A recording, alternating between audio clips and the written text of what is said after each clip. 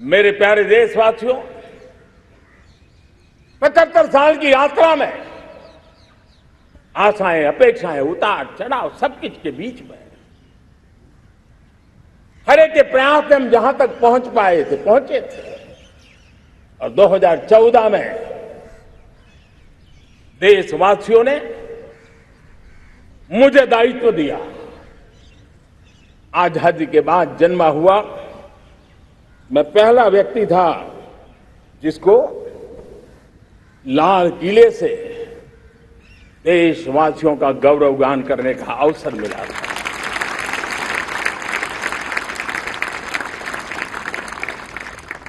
लेकिन मेरे दिल में जो भी आप लोगों से सीखा हूं, जितना आप लोगों को जान पाया हूं, मेरे देशवासियों, आपके सुख दुख को समझ पाया हूं, देश की आशा अपेक्षाओं के भीतर वो कौन सी आत्मा बसती है, उसको जितना मैं समझ पाया हूं, उसको लेकर के मैंने अपना पूरा कालखंड देश के उन लोगों को एम्पावर करने में खपाया। मेरे दलित हो, शोषित हो, पीड़ित हो, वंचित हो, आदिवासी हो, महिला हो, युवा हो, किसान हो, दिव्यांग हो, पूरब हो, पश्चिम हो, उत्तर हो, दक्षिण हो, समुद्र का तट हो, हिमालय की कंदराएं हो, हर कोने में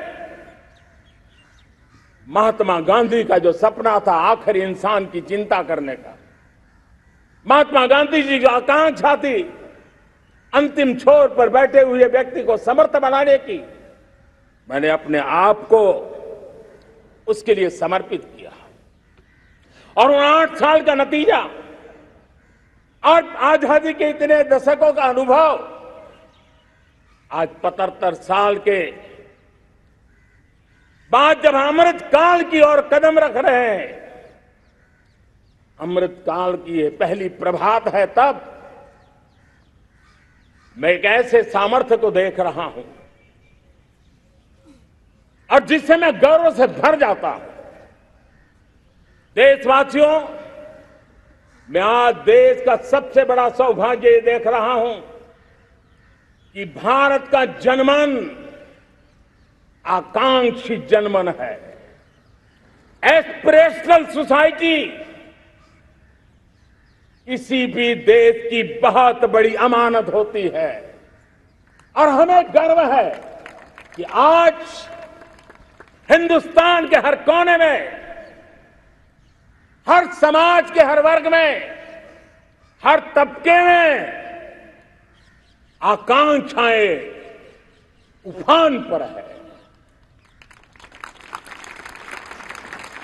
देश का हर नागरिक चीजें बदलना चाहता है, बदलते देखना चाहता है, लेकिन इंतजार करने को तैयार नहीं है, अपनी आंखों के सामने देखना चाहता है, कर्तव्य से जुड़ करके करना चाहता है, वो गति चाहता है, वो प्रगति चाहता है।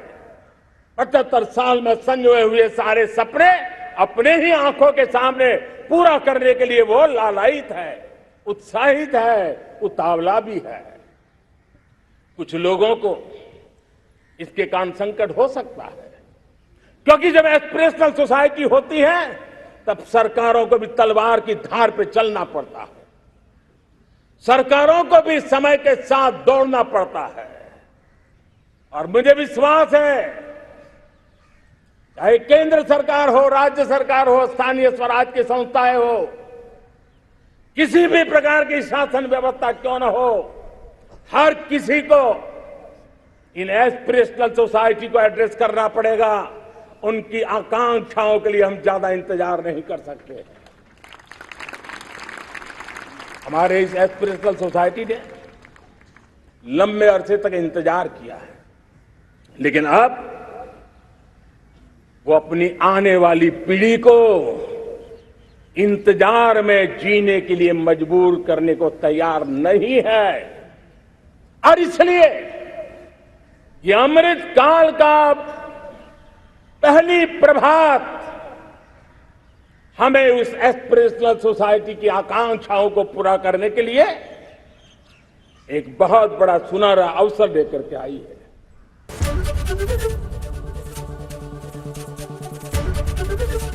एबीपी गंगा, खबर आपकी, जुबान आपकी।